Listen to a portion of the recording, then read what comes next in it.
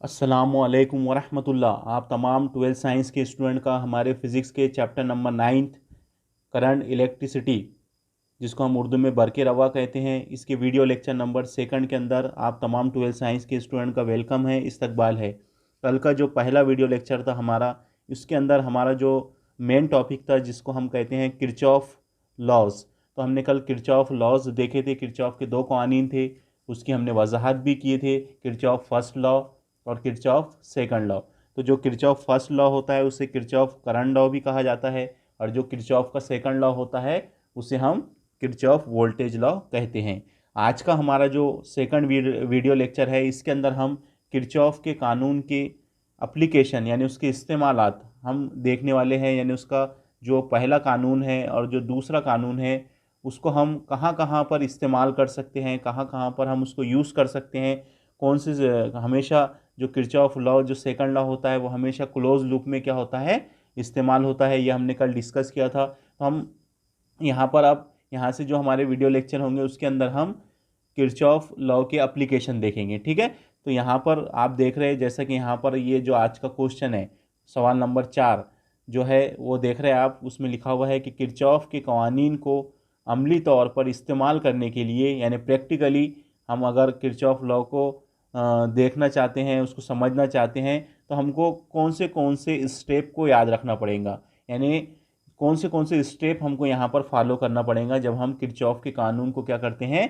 Practicals के अंदर use करते हैं। तो हमने आपको इससे पहले के वीडियो लेक्चर में बताया था कि ये जो चैप्टर है, चैप्टर नंबर 9, ये पूरा के पूरा तजुर्बात पर मुनस्सिर है। यहाँ पर हमको इलेक्ट्रिसिटी से रिलेटेड, करंट इलेक्ट्रिसिटी से रिलेटेड हमको क्या करना है, यहाँ पर तजुर्बात देखना है। आपकी 12 की जो फिज़िक्स की प्रैक्टिकल बुक है उसके अंदर भी इस चैप्टर से 2 से 3 प्रैक्टिकल लिए गए हैं। ठीक है, तो अब प्रैक्टिकल है तो हम आपको हमेशा क्लास में कहते थे कि प्रैक्टिकल में आपको सिर्फ डायग्राम याद रखना है।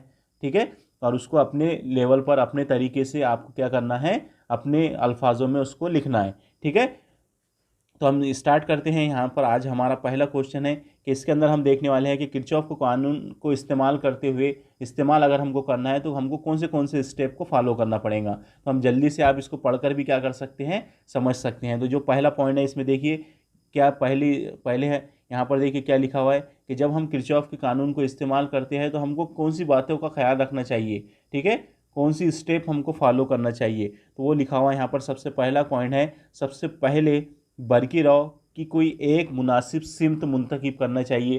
ठीक है, यानी बरकी रॉ का जो डायरेक्शन है, कन्वेंशनल करंट का हमको डायरेक्शन क्या करना चाहिए सर्किट के अंदर, वो क्लोज लूप के अंदर या जो भी सर्किट है उसके अंदर सबसे पहले हमको जो कन्वेंशनल करंट है उसके डायरेक्शन को समझना पड़ेगा, उसकी डायरेक्शन को हमको बताना पड़ेगा, पहला काम।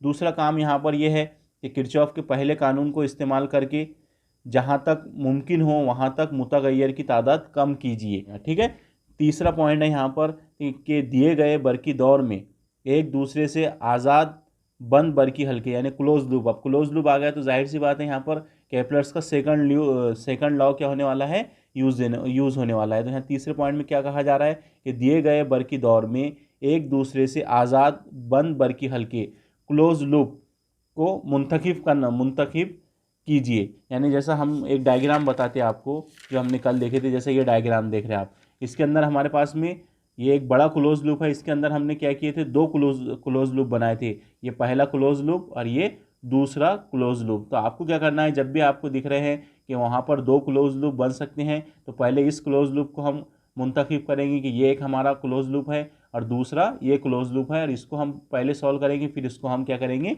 इसकी स्टडी करेंगे, इसको हल करेंगे, इसको सॉल्व करेंगे। ठीक है, तो ऐसा यहाँ पर तीसरे पॉइंट में कहा जा रहा है कि दिए गए बरकी दौर में, जैसा हमने अभी डायग्राम बताया आपको, दिए गए बरकी दौर में एक दूसरे से आज़ाद बंद बरकी हल्के को यानी क्लोज लूप को क्या करना है, हमको मुंतखब करना है। ठीक है, यहाँ पर तीसरा पॉइंट डबल हो गया, यहाँ पर जो चौथा देकर लिखा हुआ है वही पॉइंट डबल डबल लिखने में आ गया है। ठीक है, तो यहाँ पर अब हमारा जो चौथा पॉइंट है उसमें लिखा हुआ है कि हर एक बंद बरकी हल्के में किरचॉफ के दूसरे कानून का इस्तेमाल कीजिए। यानी जहाँ पर भी हमको दिखता है सर्किट के अंदर क्लोज लूप दिखता है, ठीक है, और हमको उसको हल करना है, उसकी स्टडी करना है, तो हमको हमेशा वहाँ पर कौन सा किरचॉफ का कानून यूज़ करना पड़ेगा, किरचॉफ सेकंड लॉ, जिसको हम किरचॉफ वोल्टेज लॉ भी कहते हैं। ठीक है, ये हो गया चौथा पॉइंट। पांचवा पॉइंट यहाँ पर कुछ इस तरह से लिखा हुआ है कि हासिल होने वाली मसावातों को हमजाद मसावातों की शक्ल में क्या करना है, हल करना है हमजा, ठीक है। और आखिरी पॉइंट है यहाँ पर देखिए, अगर हासिल होने वाले तमाम या किसी एक बरकी रॉ की कीमत मनफी हासिल हो तो इससे जाहिर होता है कि हमने उस बरकी रॉ की सिमत क्या कर दी है, मुखालिफ कर दी है। यहाँ पर यही बात कही जा रही है कि अगर हमको करंट की वैल्यू अगर निगेटिव मिलती है तो हम यहाँ पर हमारे ये बात समझ में आ जाती है कि जो हमारा बरकी खाना है उसकी ट्रेसिंग क्या है, मुखालिफ की हुई है, ठीक है, वो मुखालिफ सिमत में है ट्रेसिंग करी हुई, ठीक है। तो ये जनरल पॉइंट है, ये 4 से 5 पॉइंट आप क्या कीजिए, इसको आप जहन में रखिए कि जब भी हम किरचॉफ के कानून इस्तेमाल करेंगे, Kirchhoff first law, Kirchhoff second law, तो हमको इन बातों का क्या करना चाहिए, ख्याल रखना चाहिए। तो आप इसको सरासरी आप इसको पढ़ सकते हैं और अपने जहन में रख सकते हैं, ठीक है। तो अब हमारा पहला एप्लीकेशन जो है किरचॉफ लॉ का, वो हम यहाँ पर स्टार्ट करते हैं, ठीक है। तो पहला जो एप्लीकेशन है किरचॉफ लॉ का, वो है हमारा वेट स्टोन ब्रिज नेटवर्क। यहाँ लिखा हुआ दिख रहा है आपको, वेट स्टोन ब्रिज नेटवर्क, ठीक है। ये जो नेटवर्क है एक जाल होता है, नेटवर्क को हम उर्दू में जाल कहते हैं। अगर इसके हम उर्दू में नाम मीनिंग निकाले तो वेट स्टोन यहाँ पर लिखा हुआ है, ये एक साइंटिस्ट का नाम है जिन्होंने सबसे पहले ये ब्रिज बनाया था, उसको यूज़ किया था, इसलिए उनके नाम से इस ब्रिज को नाम दे दिया गया वेट स्टोन, ठीक है। तो वेट स्टोन ये साइंटिस्ट का नाम है, ब्रिज कहा जाता है पुल को। अब यहाँ पर उर्दू में पुल नहीं लिखा हुआ है क्योंकि जुमला जो नाम पढ़ा जा रहा है वेट स्टोन पुल जाल हो रहा है, ऐसा पढ़ने में आएगा। जो इंग्लिश में लिखा हुआ है उसको हम ऐसा पढ़ सकते हैं, वेट स्टोन पुल जाल, ठीक है। लेकिन मैंने ये बार बार हमारे सामने आने वाला है, हम इसको लिखते वक्त भी हम इसको कैसे लिखेंगे, इसलिए मैंने यहाँ पर इसको लिखा हूँ वेट स्टोन का जाल। ऐसा हम इसको उर्दू में पढ़ सकते हैं। और इंग्लिश में तो लिखा हुआ है वेट स्टोन ब्रिज नेटवर्क या वेट स्टोन नेटवर्क ब्रिज बोल सकते हैं आप, ठीक है।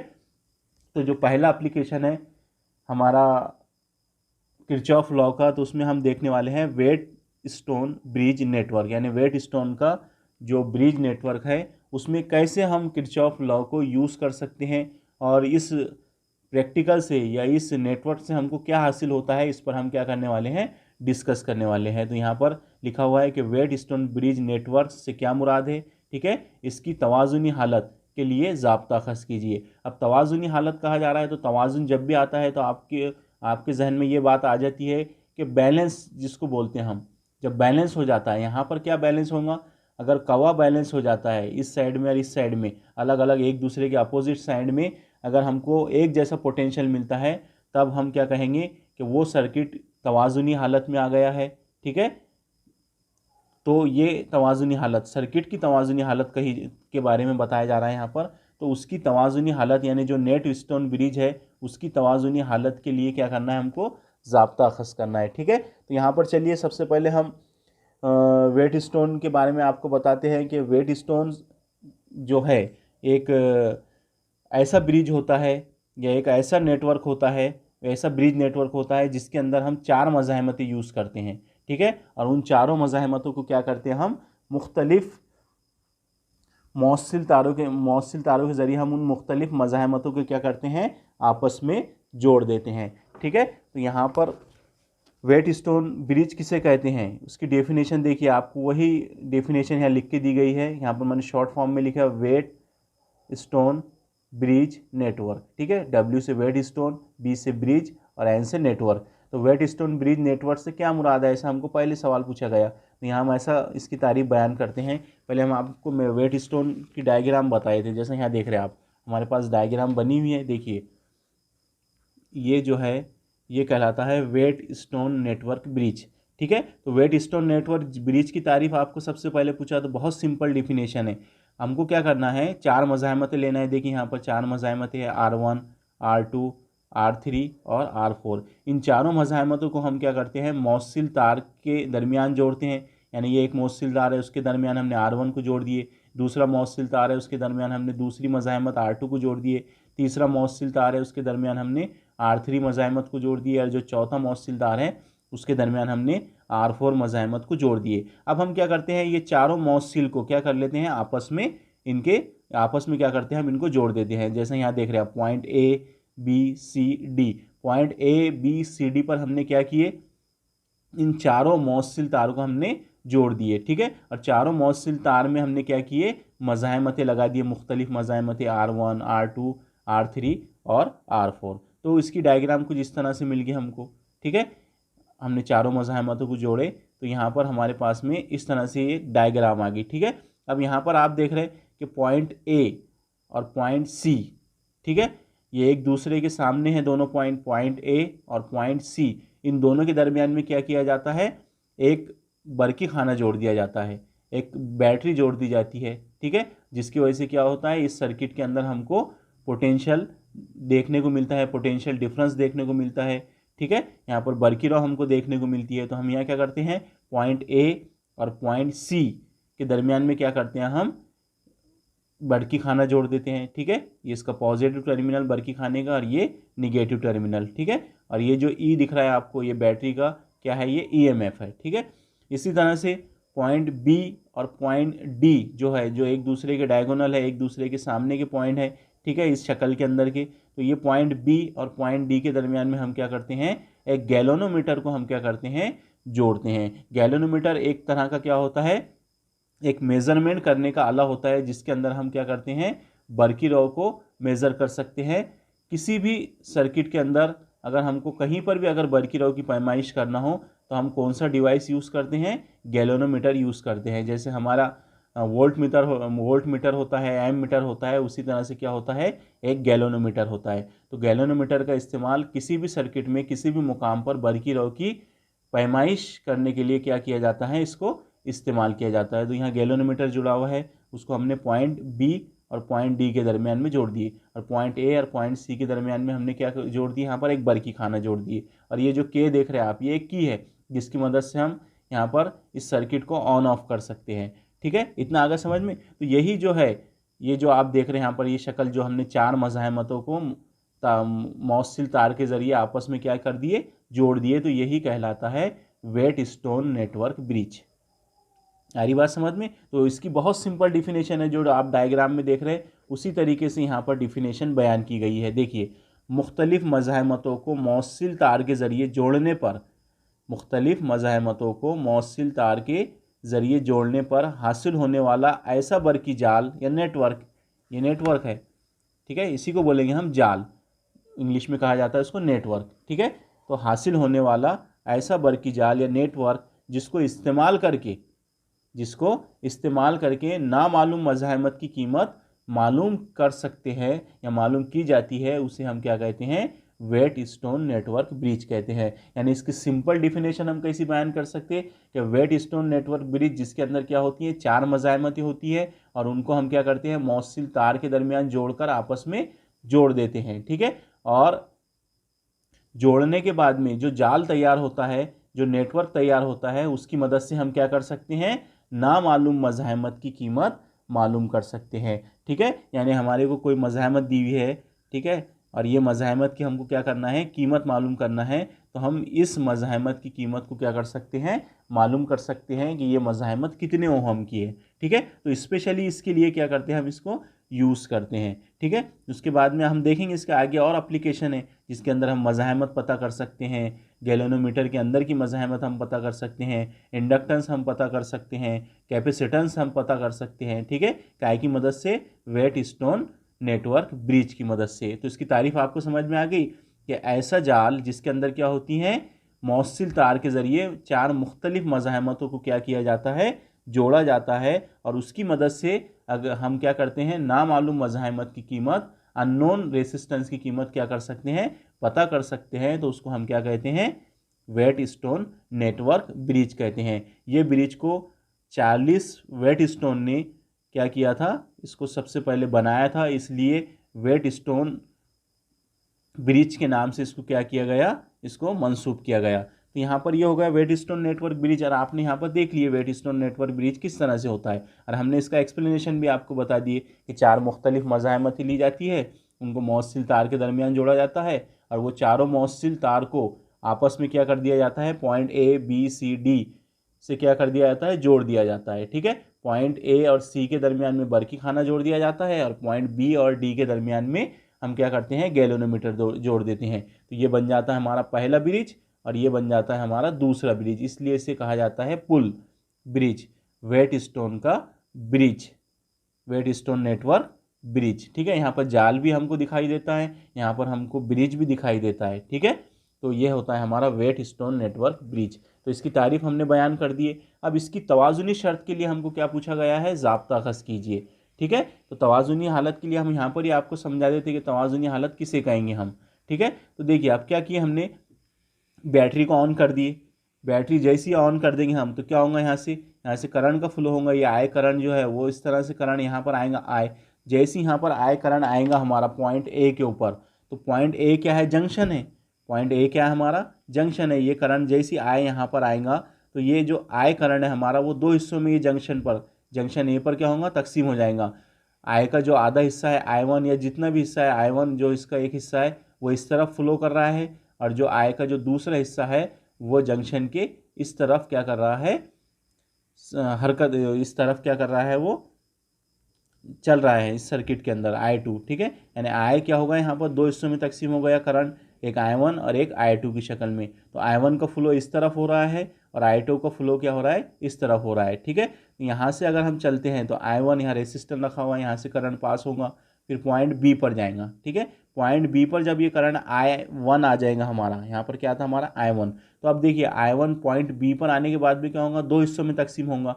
अब I1 जो है, अब ये गैलोनोमीटर की तरफ भी जा रहा है करंट, तो हम गैलोनोमीटर की तरफ जो I1 का हिस्सा जा रहा है करंट का, उसको हम IG नाम देंगे, यानी गैलोनोमीटर से गुजरने वाला करंट IG। ठीक है, अब I1 का जो एक हिस्सा था वो गैलोनोमीटर में चले गया और दूसरा हिस्सा जो है वो इस तरफ आ रहा है। ठीक है, तो यहाँ पर हम करंट को क्या नाम देंगे, हम यहाँ पर जो I1 का जो हिस्सा है हमारा IG यहाँ पर निकल गया, तो यहाँ से जो करंट फ्लो होगा, यानी R2 रेसिस्टेंस के अंदर से जो करंट फ्लो होगा उसको हम लिख सकते हैं I1 माइनस IG, क्योंकि हमको IG को क्या कर देना पड़ेगा, I1 में से माइनस करना पड़ेगा। क्यों माइनस कर रहे हैं हम I1 में से IG को, क्योंकि I1 जो है वो दो हिस्सों में तकसीम हुआ, एक इधर चले गया कुछ करंट और कुछ करंट इधर चले गया, तो इधर जो करंट गया उसको हमने IG बोले और इधर जो करंट जाएगा उसको हमने क्या लिख दिए, I1 माइनस IG। ठीक है, इसलिए यहाँ से जो करंट फ्लो होगा वो होगा I1 माइनस IG और यहाँ से जो करंट फ्लो होगा वो होगा IG। ठीक है, इस तरह से डायरेक्शन होगा। अब सेम इसी तरह से देखिए, जंक्शन ए पर से जो हमारा करंट आया था उसका जो दूसरा पार्ट था I2 वो इस तरफ फ्लो हो रहा था, यानी रेसिस्टेंस R4 में से, तो वो यहाँ पर आएगा D पर। ठीक है, तो जैसे D पर आएगा I2 करंट तो ये भी दो हिस्सों में तकसीम हो जाएगा। यहाँ पर देखिए ये I2 इस तरफ इधर से आ गया, सॉरी दो हिस्सों में तकसीम नहीं होगा, I2 यहाँ पर आया D पर और इधर से कौन सा करंट आ रहा हमारा, IG आ रहा। ठीक है, तो इधर यहाँ पर पॉइंट D पर IG भी आ रहा है और इस तरफ से I2 भी आ रहा है, तो इधर जो करंट फ्लो होगा यानी रेसिस्टेंस 3 के अंदर जो करंट फ्लो होगा वो क्या होगा हमारा I2 प्लस IG। तो इस रेसिस्टेंस में से जाने वाला करंट क्या रहेगा, I2 प्लस IG।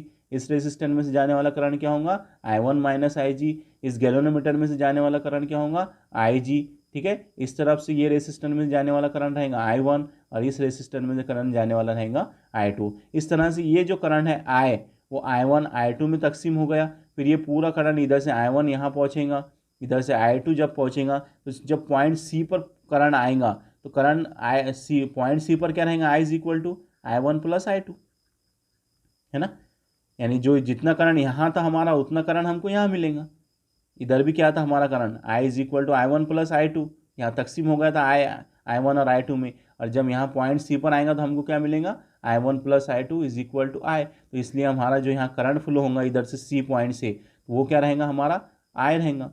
ठीक है, तो ये हमने किरचॉफ फर्स्ट लॉ में पढ़े थे कि किसी भी जंक्शन पर जो करंट होता है, जो करंट का अलजबरी मजमू होता है वो हमेशा क्या होता है, वो C पर होता है। ठीक है, इस तरह से जो करंट यहाँ पर रहेगा हमारा I, वही करंट हमको इधर C पर मिलेगा। तो इतना आ गया आपको समझ में। ठीक है, अब क्या कर सकते हैं हम, अब देखिए अब यहाँ पर क्या होता है, ये जो गैलोनोमीटर है इसको ऑब्जर्व करना है हमको। क्या करना है, इसको ऑब्जर्व करना है। तो गैलोनोमीटर को इस तरह से ऑब्जर्व करना है हमको कि अगर गैलोनोमीटर कुछ इस तरह से होता है, एक मीटर होता है, उसके अंदर क्या होती है, सुई होती है।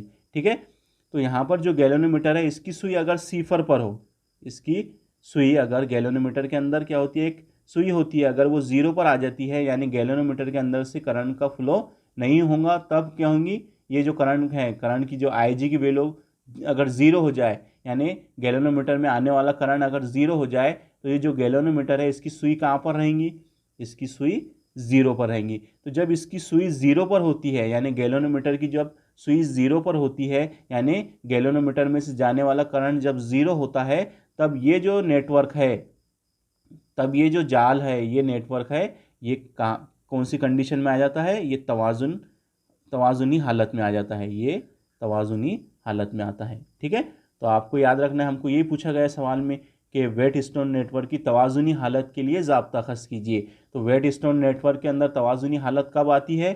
जब गैल्वेनोमीटर में से जाने वाली बरक़ी क्या होती है? सिफर होती है। अब यहाँ पर गैल्वेनोमीटर की वैल्यू सिफर कब होंगी?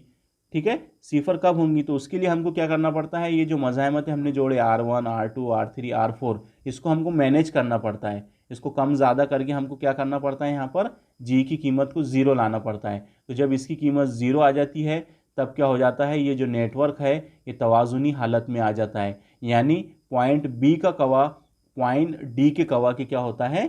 मसावी होता है। ठीक है, तो इस तरह से क्या होता है? यहाँ पर फंक्शन होता है, इस तरह से यहाँ पर क्या होता है? वर्क होता है। ठीक है, वेटस्टोन नेटवर्क तवाज़ुन की हालत में कब आता है? आपको याद रखना है, ये वेटस्टोन नेटवर्क तवाज़ुन की हालत में कब आता है? जब गैल्वेनोमीटर की सुई सिफर पर होती है, यानी गैल्वेनोमीटर में से जाने वाला करंट कितना होता है? ज़ीरो होता है, तब हमारा वेटस्टोन नेटवर्क ब्रिज तवाज़ुनी हालत में आता है। ठीक है, अब इसके लिए ज़ाब्ता हमको अखज़ करना है। इतना तो हमने समझ लिया यहाँ पर, अब ज़ाब्ता अखज़ करना है। तो यहाँ देखिए, वही शक्ल में जो हमने बताया आपको वही लिखा हुआ है। फ़र्ज़ कीजिए कि R1, R2, R3 और R4 चार मुख्तलिफ मज़ाहमतें हैं, जिनको एक दूसरे के साथ दर्जा बाला खाके की तरह आपस में जोड़ा जाता है। हमने बताया आपको कैसे जोड़े। नुकात ए और सी के दरमियान बरकी खाने को जोड़ते हैं, वो भी हमने आपको बता दिए। इसी तरह नुक्ता बी और डी के दरमियान में एक रो पैमा, उर्दू में गैल्वेनोमीटर को क्या कहते हैं? रो पैमा कहते हैं, गैल्वेनोमीटर को जोड़ते हैं। ठीक है, शक्ल में पहला देखिए, यहाँ पर अब दो लूप मिल रहे हैं हमको।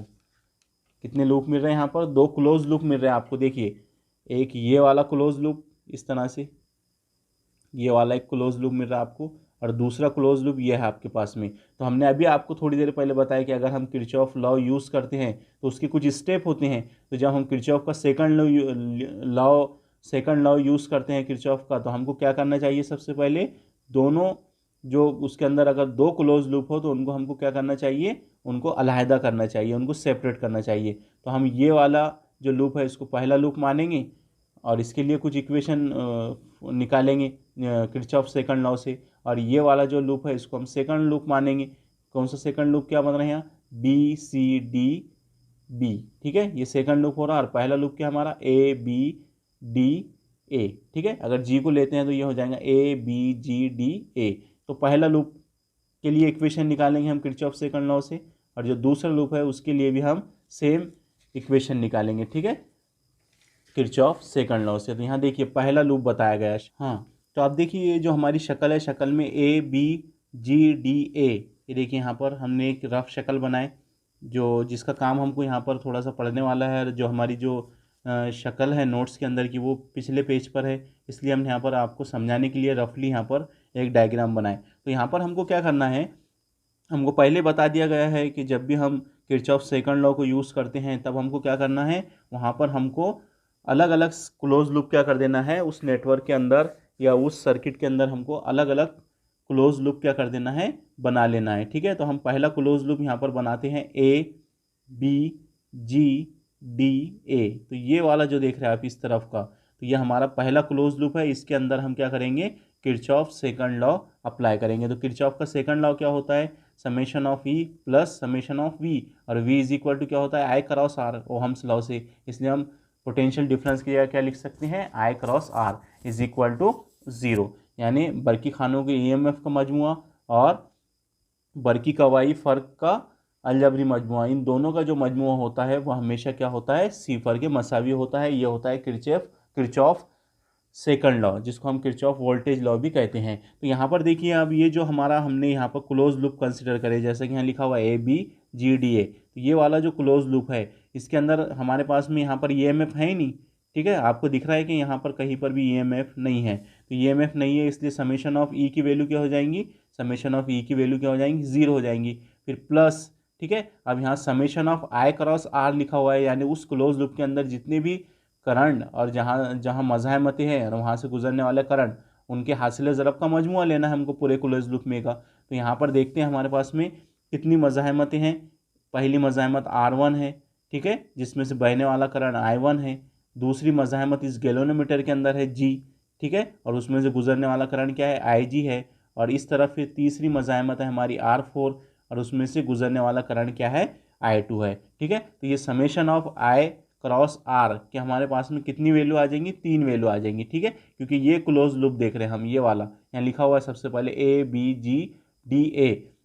इसके अंदर हम क्या कर रहे हैं, किरचॉफ सेकंड लॉ अप्लाई कर रहे हैं। तो यहाँ से हम देखते हैं, अब यहाँ पर देखिए, अब जो कवा हमको लेना है यहाँ पर summation of I cross R, इसकी वैल्यू लेना है ना, ये तो 0 हो गया प्लस, ठीक है, I क्रॉस R पहले ये लेंगे हम। यहाँ पर हमारा I की वैल्यू क्या है, यहाँ पर I की वैल्यू हमारे पास में I1, ठीक है, और यहाँ पर जो रेजिस्टर है जिसके अंदर से I1 करंट गुजर रहा है उसकी वैल्यू है R1।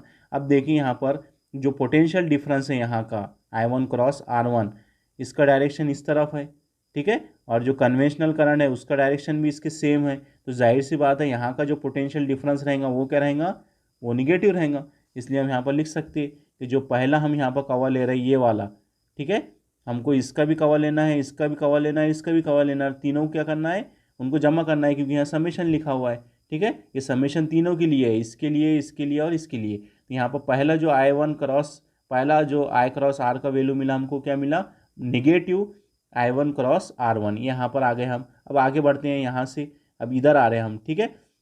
अब देखिए यहाँ पर भी गैलोनोमीटर के अंदर मज़ाहमत है G, ठीक है, और ये G मज़ाहमत में से गुजरने वाला करंट क्या है, IG है, ठीक है। तो हम वहाँ पर क्या ले सकते हैं, यहाँ का पोटेंशियल डिफरेंस क्या हो सकता, IG क्रॉस G, ठीक है, यहाँ ले लेंगे हम IG क्रॉस G। तो यहाँ पर भी देखिए आप, पोटेंशियल डिफरेंस का डायरेक्शन और कन्वेंशनल करंट का डायरेक्शन जो है वो सेम है, इसलिए यहाँ पर भी जो I क्रॉस G का जो वैल्यू रहेगा वो क्या रहेगा, हमारा माइनस में रहेगा। तो ये भी निगेटिव आ गया, फिर प्लस, ठीक है। अब देखिए यहाँ पर कुछ चेंज हो गए, यहाँ पर हमारा जो बरकी कवा का जो डायरेक्शन है वो इस तरफ है, और जो कन्वेंशनल करंट है हमारा उसका डायरेक्शन इस तरफ है। तो यहाँ पर कन्वेंशनल करंट और जो पोटेंशियल डिफरेंस है उसका जो डायरेक्शन है वो एक दूसरे के निगेटिव है। तो जाहिर सी बात है यहाँ पर जो I2 क्रॉस R4 रहेगा उसकी वैल्यू क्या रहेंगी, पॉजिटिव, ठीक है, ये हमने साइन कन्वेंशन में पढ़ा। यहाँ पर देखिए I2 क्रॉस R4 इसकी वैल्यू क्या ली हमने, पॉजिटिव, और इन दोनों की वैल्यू क्यों निगेटिव ली हमने, क्योंकि ये जो पोटेंशियल डिफरेंस है ये कन्वेंशनल करंट के मसावी सिम्टम है, इसलिए इनका जो I क्रॉस R का जो वैल्यू लिया जाएगा वो हमेशा निगेटिव में रहेगा। तो इसलिए ये हो गया 0 प्लस, यहाँ पर हमने summation of I cross R कुछ इस तरह से मिला हमको, ठीक है, इज इक्वल टू यहाँ पर क्या है, 0 है। इसको आपको इक्वेशन 1 कंसिडर करना है, इक्वेशन नंबर 1। तो यहाँ देखिए, जब गैलोनोमीटर यानी रो पैमा की सुई सिफर पर होती है, यानी गैलोनोमीटर में से बहने वाली बरकीराव IG की वैल्यू कितनी होनी चाहिए, सिफर होनी चाहिए, तब हमारा वेट स्टोन नेटवर्क कौन सी हालत में आता है, तवाजुनी हालत में आता है कि नहीं। हमने इससे पहले भी आपको बता दिए कि वेट स्टोन नेटवर्क तवाजुनी हालत में कब आता है, जब उसमें से गुजरने वाली बरकीराव, गैलोनोमीटर में से गुजरने वाली बरकीराव क्या है, IG, ये सिफर हो जाती है, तभी इसकी सुई काय पर आती है, 0 पर आती है। तो जब इसकी सुई 0 पर आती है तो ये जो नेटवर्क होता है ये तवाजुनी हालत में आ जाता है। यानी हमको यहाँ पर क्या करना है, आप IG की जो वैल्यू है जो हमारे इक्वेशन नंबर 1 में है उसको हमको 0 रखना पड़ेगा तवाजुनी हालत के लिए। वेट स्टोन नेटवर्क की तवाजुनी हालत के लिए IG की वैल्यू हमको क्या रखना पड़ेगा, 0। तो ये 0 रखेंगे तो ये जो टर्म है ये वाली बीच की,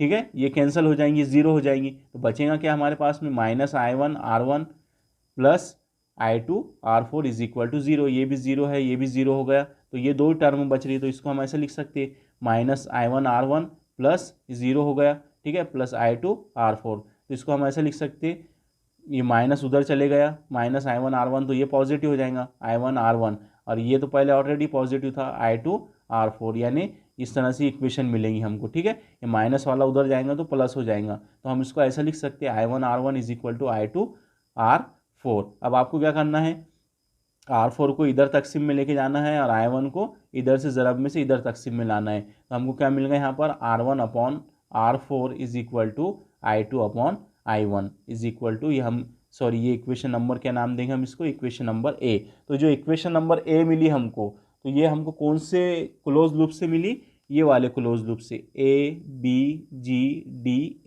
ठीक है। ये इतना सिंपल क्वेश्चन है, सिर्फ ये वीडियो के अंदर अगर हमारा ऑफलाइन वीडियो लेक्चर, अगर ऑफलाइन क्लास होती तो अल्हम्दुलिल्लाह आपको ये बहुत इजीली क्या होता था, समझ में आ जाता था। फिर भी आप कोशिश कीजिए इसको समझने की, ठीक है। अब दूसरा जो क्लोज लूप है हमारा वो कौन सा है हमारा, BCDGB। इसमें क्या करेंगे हम, किरचॉफ सेकंड लॉ लगाएंगे, जैसे हमने इधर लगाए थे ऐसा सेम इधर लगाएंगे हम। ठीक है, कन्वेंशनल करंट का डायरेक्शन हमको याद रखना है और कवाई फर्क का डायरेक्शन याद रखना है। अगर दोनों का डायरेक्शन सेम हो तो I क्रॉस आर का जो वैल्यू रहेगा वो निगेटिव, अगर इनका दोनों का डायरेक्शन एक दूसरे के मुखालिफ हो तो I क्रॉस आर का वैल्यू पॉजिटिव। ठीक है, तो अब दूसरा हम यहाँ पर क्लोज लूप लेने वाले हैं, जो कि देख रहे हैं आप क्या लिखा हुआ है, BCDGB।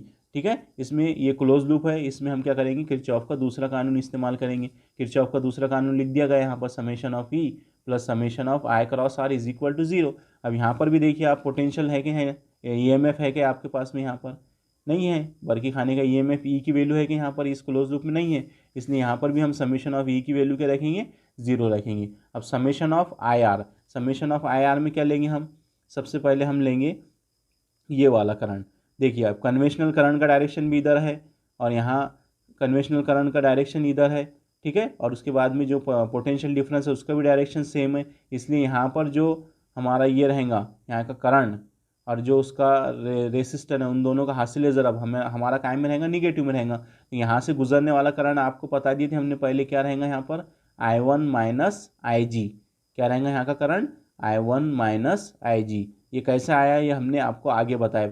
ठीक है, तो यहाँ पर I1 माइनस IG क्या है, इस रेसिस्टर में से गुजरने वाला करंट है, और यहाँ की जो रेसिस्टर है उसकी वैल्यू क्या है, R2 है। तो यहाँ पर यहाँ का कवा क्या होगा, ये करंट ज़रब ये मज़ाहमत, ये क्या रहेगा, कवा रहेगा, लेकिन इसका जो डायरेक्शन रहेगा वो क्या रहेगा, निगेटिव रहेगा, क्योंकि कन्वेंशनल करंट और पोटेंशियल डिफरेंस सेम डायरेक्शन में। तो देखिए इसको ऐसे लिखेंगे हम, सिंपली माइनस लिख देना है आपको, ये करंट है हमारा I1 माइनस IG ज़रब वहाँ की मज़ाहमत R2।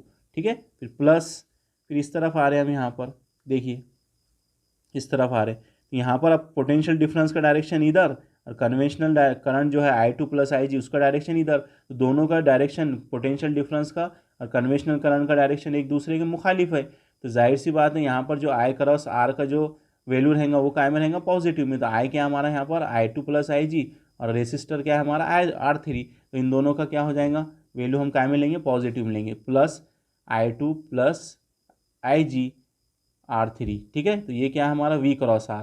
ठीक है, तो ये लिख दिया हमने यहाँ पर V क्रॉस R।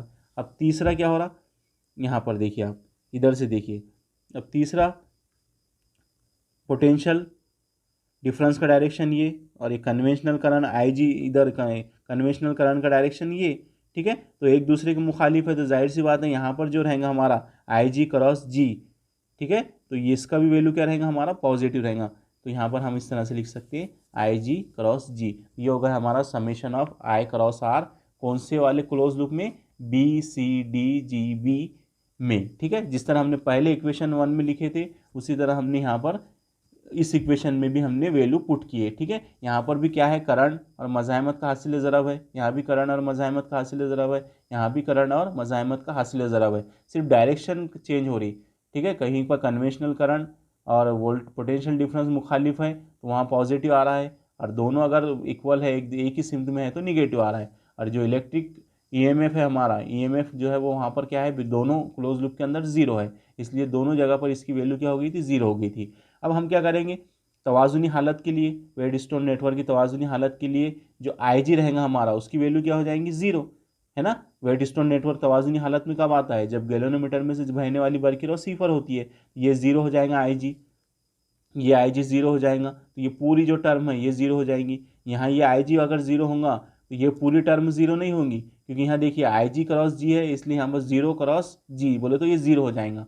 ठीक है, और यहाँ पर भी IG की वैल्यू है, यहाँ पर भी 0 आ जाएगा, अगर इसकी जगह 0 आ जाएगा तो यहाँ क्या बचेगा, I2 ज़रब R3, और यहाँ ये 0 हो जाएगा, तो यहाँ पर क्या बचेगा हमारे पास में, माइनस I1 क्रॉस R2। ठीक है, तो देखिए यहाँ पर आपको इस तरह से इक्वेशन मिलेंगी, जब गैल्वेनोमीटर की अंदर से बहने वाली बरक़ी 0 हो जाएगी तो आपको क्या मिलेगा, minus I1 R2 plus I2 R3, इधर आखिरी में जो वैल्यू थी वो क्या होगी, उसकी 0 हो गई। ठीक है, अब माइनस वाला उधर जाएगा तो वो काय में बदल जाएगा, प्लस में बदल जाएगा, तो आपको मिलेगा कुछ इक्वेशन इस तरह से, ये उधर चले गया तो ये मिला हमको I1 R2 is equal to I2 R3। यहाँ से भी हमको क्या करना है, R3 को इस तरफ लेकर आना है और I1 को इस तरफ तकसीम में लेकर आना है। तो R2/R3 is equal to I2/I1 ही होगी इक्वेशन नंबर बी। तो ये मिली हमको दूसरे क्लोज लूप से इक्वेशन बी, और जो इक्वेशन ए है वो पहले क्लोज लूप से मिली। ठीक है, तो दोनों को देखिए आप, यहाँ पर मिला R2/R3 is equal to I2/I1, और यहाँ पर I2/I1 इज इक्वल टू क्या मिला था, R1/R4। तो यहाँ दोनों इक्वेशन को देखिए आप, ये इक्वेशन भी और इक्वेशन ए को देखिए पहले। I2/I1 की वैल्यू क्या मिली हमको, R1/R4, और इक्वेशन बी को देखिए, यहाँ पर हमको क्या वैल्यू मिली I2/I1 की R2/R3। तो इक्वेशन ए और बी होना यहाँ पर। ठीक है, इक्वेशन ए और इक्वेशन बी का हम क्या करेंगे, मवाजना करने पर। तो इक्वेशन ए और बी का हम मवाजना करेंगे तो क्या मिलेगा हमको, इक्वेशन ए से R1/R4 is equal to R2/R3, क्योंकि ये दोनों भी किसके इक्वल थे, I2/I1 के, उधर भी और इधर भी। इसलिए हम यहाँ लिख सकते R1/R4 is equal to R2/R3। तो ये जो ज़ाब्ता मिला हमको, तो ये है वेट स्टोन नेटवर्क की तवाज़ुनी शर्त का ज़ाब्ता। ये आपको याद रखना है कि R1/R4 यानी ये मज़ाहमत तकसीम ये मज़ाहमत इज़ इक्वल टू ये मज़ाहमत तकसीम ये मज़ाहमत। बस इतने ज़ाब्ते के लिए हमने इतना बड़ा डिस्कशन किया। ठीक है, तो बहुत सिंपल, आप नोट्स के अंदर भी देखिए, उसको पढ़िए, तो आपको ये क्वेश्चन क्या होगा आपको समझ में आ जाएगा। ठीक है, तो उम्मीद करता हूँ मैं कि आपको वेट स्टोन नेटवर्क ब्रिज की तवाज़ुनी शर्त समझ में आ गई होंगी, और उसके लिए हमने जो ज़ाब्ता खस किए वो किस तरह से फाइंड किए वो भी आपको समझ में आया होगा। ये आपको याद रखना है, R1/R4, ठीक है, इज इक्वल टू R2/R3। तो ये होता है वेट स्टोन नेटवर्क की तवाज़ुनी शर्त का ज़ाब्ता। अब हम एक क्वेश्चन देखते हैं जो कि इस पर से है, वेट स्टोन नेटवर्क की तवाज़ुनी शर्त, ये ज़ाब्ते का इस्तेमाल करना है। यानी इसका हम पहला एप्लीकेशन देख रहे हैं, वेट स्टोन नेटवर्क जो ब्रिज हमने अभी बनाए थे उसका एप्लीकेशन, यानी इस ज़ाब्ते को हम इस्तेमाल करके क्या देखेंगे कि हम किस तरह से नामालूम मज़ाहमत को हम उसकी कीमत, नामालूम मज़ाहमत की कीमत हम क्या कर सकते हैं, मालूम कर सकते हैं, काय की मदद से, इस फार्मूले की मदद से। ठीक है, इस वेट स्टोन नेटवर्क जाल की मदद से। तो अब देखिए यहाँ पर एक क्वेश्चन लिखा हुआ है, छोटा सा है, कि वेट स्टोन नेटवर्क जो अभी हमने पढ़े थे कुछ देर पहले, तो उसके इस्तेमालात, उसके इत्तलाक बयान कीजिए, उसके एप्लीकेशन बयान कीजिए। तो हमने अभी बताया आपको कि वेट स्टोन नेटवर्क ब्रिज का इस्तेमाल नामालूम मज़ाहमत की कीमत मालूम करने के लिए किया जाता है। यहाँ लिखा हुआ है नामालूम मज़ाहमत, कितनी भी छोटी अगर मज़ाहमत हो, अगर उसकी कीमत हमको पता नहीं है और रेसिस्टेंस की अगर हमको कीमत पता नहीं है, तो हम उसको वेट स्टोन नेटवर्क ब्रिज की मदद से पता कर सकते हैं, पहला काम। दूसरा, वेट स्टोन नेटवर्क की मदद से हम गैलोनोमीटर की मज़ाहमत, अंदर की मज़ाहमत, ठीक है, उसी तरह से किसी भी कैपेसिटर की, हमने कैपेसिटर पर पढ़े, मुकस्सफ़े जिसको बोलते हैं हम, कैपेसिटर की हम कैपेसिटी पता कर सकते हैं, कैपेसिटेंस उसका पता कर सकते हैं, यानी उसको हम उर्दू में गुंजाइश कहते हैं, गुंजाइश पता कर सकते हैं। इसी तरह से कैपेसिटिव रिएक्टेंस हम पता कर सकते हैं, इंडक्टेंस हम पता कर सकते हैं, इम्पीडेंस हम क्या कर सकते हैं, वेट स्टोन नेटवर्क की मदद से हम पता कर सकते हैं। तो ये होगा इसके इस्तेमालात, ठीक है, इसके एप्लीकेशन। अब इसका हम पहला एप्लीकेशन जो है हमारा यहाँ पर, कि वेट स्टोन नेटवर्क की मदद से हम क्या कर सकते हैं, नामालूम मज़ाहमत की कीमत मालूम कर सकते हैं। तो यहाँ पर हमारा पहला एप्लीकेशन जो है वेट स्टोन नेटवर्क ब्रिज का, वो यहाँ पर है। ठीक है, इस क्वेश्चन के अंदर है। यहाँ पर हमको कुछ क्वेश्चन जो है वो इस तरह से पूछा गया है, देखिए आप, ये नहीं है, ये तो हमारा हो गया, ये है क्वेश्चन नंबर जो है हमारा वो 6 है। ठीक है, तो ये लिखा हुआ है मीटर ब्रिज नेटवर्क, ठीक है, यानी मीटर ब्रिज नेटवर्क, इसकी हम तारीफ बयान करेंगे। पहले इससे यही पूछा गया आपको कि मीटर ब्रिज नेटवर्क, तो मीटर ब्रिज नेटवर्क जो होता है वो वेट स्टोन नेटवर्क के ही प्रिंसिपल पर काम करता है, उसी के उसूल पर क्या करता है, ये मीटर ब्रिज नेटवर्क क्या करता है, काम करता है। तो यहाँ पर आपको डिफिनेशन पूछी गई पहले कि मीटर ब्रिज नेटवर्क से क्या मुराद है, इसकी मदद से नामालूम मज़ाहमत, यानी हम क्या करते हैं, वेट स्टोन नेटवर्क ब्रिज की मदद से हम क्या कर सकते हैं, नामालूम मज़ाहमत मालूम करने के लिए हम क्या करते हैं, मीटर ब्रिज का इस्तेमाल करते हैं। यानी मीटर ब्रिज के तजुर्बे से हम क्या कर सकते हैं, अगर कोई रेसिस्टेंस दे दिया गया, हमको ये रेसिस्टेंस दे दिया गया, समझ लो एक मौसिल तार दे दिया, अगर पूछा गया कि बताइए इसके अंदर कितनी मज़ाहमत है, कितनी ओहम की मज़ाहमत है, तो हम क्या कर सकते हैं, मीटर ब्रिज के तजुर्बे की मदद से हम उसके अंदर की मज़ाहमत मालूम कर सकते हैं, जिसकी कीमत हमको पता नहीं है। ठीक है, उसी के लिए हम क्या करते हैं, मीटर ब्रिज का इस्तेमाल करते हैं। तो यहाँ पहले सबसे पहले ये पूछा गया मीटर ब्रिज की तारीफ बयान कीजिए। तो देखिए यहाँ पर इसकी तारीफ बहुत सिंपल है। ऐसा आला जो नामालूम मज़ाहमत मालूम करने के लिए इस्तेमाल किया जाता है। ऐसा आला जो नामालूम मज़ाहमत को मालूम करने के लिए इस्तेमाल किया जाता है और जिसका तरीक़ेकार, ये बहुत इंपॉर्टेंट है, जिसका तरीक़ेकार वेट स्टोन जाल यानी वेट स्टोन नेटवर्क जो अभी हमने पढ़े इससे पहले, उस पर क्या होता है, मबनी होता है। ठीक है, यानी इसका इस्तेमाल, ये जो एक ऐसा आला होता है, एक ऐसा डिवाइस होता है जिसका इस्तेमाल हम काय के लिए करते हैं, नामालूम मज़ाहमत मालूम करने के लिए हम इसका इस्तेमाल करते हैं। और ये जो उस वक्त हम क्या करते हैं, जिस तरीके का इस्तेमाल करते हैं, तो वो तरीक़ेकार हमारा किस पर डिपेंड करता है, वेट स्टोन जाल पर, यानी वेट स्टोन नेटवर्क ब्रिज पर क्या होता है, वो मबनी होता है। तो उसे हम क्या कहते हैं, मीटर ब्रिज कहते हैं। तो इसकी तारीफ एक बार सुन लीजिए, आप नोट्स में लिखी हुई है। ऐसा आला जो नामालूम मज़ाहमत को मालूम करने के लिए इस्तेमाल किया जाता है और जिसका तरीक़ेकार वेट स्टोन जाल पर मबनी होता है, उसे हम क्या कहते हैं, मीटर ब्रिज कहते हैं। ठीक है, अब यहाँ आप डायग्राम देख रहे हैं मीटर ब्रिज की। मीटर ब्रिज की डायग्राम कुछ इस तरह से होती है। तो इसको हम पहले आपको बता देते जनरली कि ये क्या होता है, एक लकड़ी का तख्ता होता है।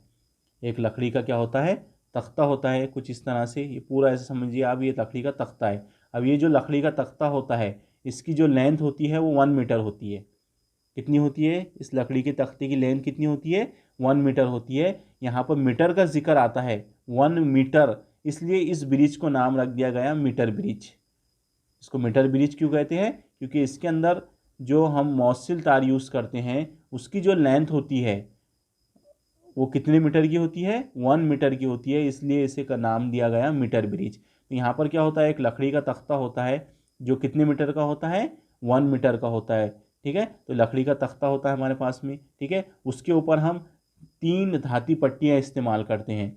कॉपर की पट्टियाँ होती है। पहली पट्टी देख रहे हैं आप जिसको नाम दिया गया ए, दूसरी पट्टी देख रहे हैं आप बी।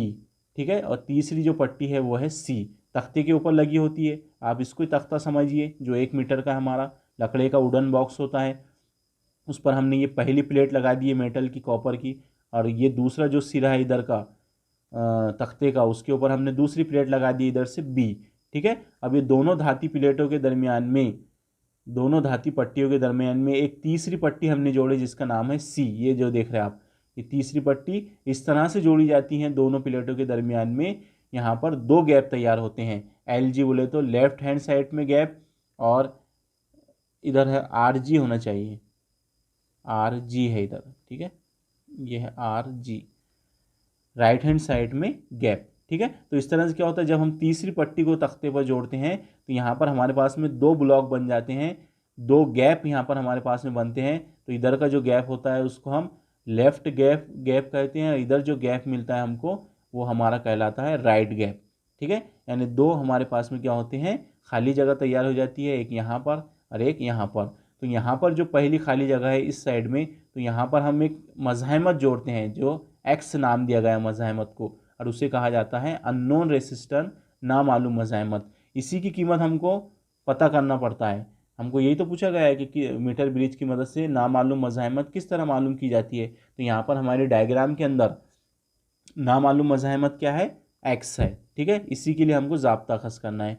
अब इधर का जो हमारा गैप है, तो उसके अंदर क्या किया हमने, यहाँ पर रेसिस्टेंस बॉक्स जोड़ देते हैं हम। रेसिस्टेंस बॉक्स एक ऐसा बॉक्स होता है जिसके अंदर हम क्या करते हैं, हम मज़ाहमत को सेट कर सकते हैं, और वो मज़ाहमत की कीमत हमको क्या होती है, मालूम होती है। उस पर वैल्यू लिखी होती है रेसिस्टेंस की कि कितने ओहम का है। तो इस तरफ हम क्या करेंगे, इस साइड में राइट हैंड साइड में हम क्या करेंगे, मालूम मज़ाहमत जोड़ेंगे जिसकी कीमत हमको पता है, और इधर के गैप में हम क्या करेंगे, नामालूम मज़ाहमत जोड़ेंगे जिसकी कीमत हमको नहीं मालूम है, और उसकी कीमत हमको इस मीटर ब्रिज के ज़रिए पता करना है। ये हो गया इधर का काम, इतनी शक्ल हो गई। ठीक है, अब यहाँ पर क्या होता है, तख्ते के ऊपर पॉइंट A और पॉइंट B के दरमियान में क्या किया जाता है, एक मौसिल तार जोड़ दिया जाता है जिसकी लंबाई कितनी होती है, 1 मीटर होती है। इसी बुनियाद पर इसे कहा जाता है मीटर ब्रिज, मैंने अभी आपको बताया। तो यहाँ पॉइंट A और पॉइंट B यानी जो हमारी प्लेट थी, प्लेट A और प्लेट B, तो पॉइंट ए और पॉइंट बी या प्लेट ए और प्लेट बी के दरमियान में क्या किया जाता है, 1 मीटर लंबा धाती तार वहाँ पर क्या किया जाता है, फिक्स कर दिया जाता है। ठीक है, और इन दोनों धाती तार के दरमियान में, यानी इन दोनों सिरों के दरमियान में, पॉइंट ए और पॉइंट बी के दरमियान में हम क्या करते हैं, इधर एक बरकी खाना जोड़ते हैं। ठीक है, एक बरकी खाना जोड़ते हैं, उसकी वजह से क्या होता है, इसके अंदर करंट का फ्लो होता है। यहाँ पर हमको पोटेंशियल डिफरेंस देखने को मिलता है। एक की होती है जिसकी मदद से हम ऑन ऑफ कर सकते हैं, और एक रेजिस्टेंट होता है जिसकी मदद से हम इस बैटरी के कवाई फ़र्क को हम क्या कर सकते हैं, चेंज कर सकते हैं। ठीक है, तो इस तरह से ये हो गया डायग्राम। ठीक है, और ये जो देख रहे हैं आप यहाँ पर, ये रेड कलर की यहाँ पर 1 मीटर की पट्टी होती है, मीटर स्केल लगी होती है। ठीक है, स्केल जो होती है हमारी, वैसी एक यहाँ पर क्या होती है, लकड़ी के तख्ते पर एक स्केल लगी होती है। ठीक है, जिसकी साइज़ 1 मीटर होती है, और 1 मीटर में 100 सेंटीमीटर होते हैं, इसलिए यहाँ पर हम सेंटीमीटर में 1 मीटर को 100 सेंटीमीटर क्या कर सकते हैं, लिख सकते हैं। तो ये हो गया इस तरह से। अब देखिए यहाँ पर हर चीज़ को हमने एक्सप्लेन कर दिए कि 3 प्लेटें लगी होती है, धाती प्लेटें, 2 गैप मिलते हैं हमको, एक में हम नामालूम मज़ाहमत जोड़ते हैं, एक में मालूम मज़ाहमत जोड़ते हैं, 1 मीटर लंबा तार जोड़ देते पॉइंट ए और बी के दरमियान में, और वो तार के दोनों सिरों के दरमियान बरकी खाना की और रेजिस्टेंट को जोड़ देते। ठीक है, और इस ब्रिज के ऊपर या इस लकड़ी के तख्ते के ऊपर क्या होती है, 1 मीटर लंबी यानी 100 सेंटीमीटर की क्या होती है, स्केल लगी होती है, जिसका काम हम लेंथ मेज़र करने के लिए क्या करते हैं, यूज़ करते हैं। अब यहाँ देख रहे हैं आप, एक गैलोनोमीटर हमने यूज़ किए। ठीक है, गैलोनोमीटर में 2 सिरे होते हैं, 2 टर्मिनल होते हैं कोई भी मीटर में। ठीक है, तो इसका जो पहला टर्मिनल है वो हमने काय से जोड़े, यहाँ पर सी से जोड़े, पॉइंट सी से। गैलोनोमीटर का जो पहला सिरा है वो हमने काय से जोड़ दिया, यहाँ पर प्लेट सी से जोड़ दिए। और गैलोनोमीटर का जो दूसरा सिरा है वो जॉकी से जोड़ा जाता है। यहाँ पर ये जो देख रहे हैं आप तीर का निशान, ये क्या होता है, एक मौसिल तार होता है जिसको बोला जाता है जॉकी, चुमटे की तरह, जैसा चुमटा होता है ना हमारा, वैसा यहाँ पर ये क्या होता है, जॉकी होता है, जिसको क्या किया जाता है, ये मौसिल तार के ऊपर मस किया जाता है। ठीक है, तो अब क्या करते हैं यहाँ पर तजुर्बे में, अब ये होगा शक्ल का कंस्ट्रक्शन। यहाँ पर देखिए पूरा आपको शक्ल के बारे में जो मैंने बोला अभी, वो पूरा यहाँ पर आपको लिखा के दिया गया। अब यहाँ पर क्या करते हैं, तजुर्बा किस तरह से करते हैं हम देखिए। अब ये क्या करते हैं, हम जॉकी को हम तार पर मस करते। ठीक है, हमको क्या करना है, ये एक्स की वैल्यू फाइंड करना है, तो हम यहाँ तजुर्बा कर रहे हैं। ऐसे समझिए आप, आपने ये जॉकी को उठाए, ठीक है, और आप उसने उसको पॉइंट ए के ऊपर मस किए, तो आप ऑब्जर्व करेंगे जब आप पॉइंट ए के ऊपर जॉकी को रखते तो गैलोनोमीटर के अंदर का जो इंसराफ दिखता हमको, जो डिफ्लेक्शन दिखता वो मैक्सिमम दिखता है। यानी एक बात ये समझ में आती है कि जब पॉइंट ए के ऊपर हम जॉकी को रखते हैं तो गैलोनोमीटर के अंदर से बहुत ज़्यादा करंट का क्या होता है, फ्लो होता है। और हमको पता है कि तवाज़ुनी शर्त के लिए गैलोनोमीटर के अंदर का इंसराफ कितना होना चाहिए, 0 होना चाहिए। तो हम इसको क्या करते हैं, धीरे धीरे धीरे जॉकी को मस करते हुए तार पर पॉइंट डी तक के आ जाते हैं। तो हम पॉइंट डी पर ये ऑब्जर्व करते हैं गैलोनोमीटर की सुई काय पर आ गई है, 0 पर आ गई है। यानी गैलोनोमीटर के अंदर से अब किसी भी तरह का करंट नहीं गुजर रहा है, इसलिए हमने पॉइंट डी पर क्या किए, जॉकी को रोक दिए।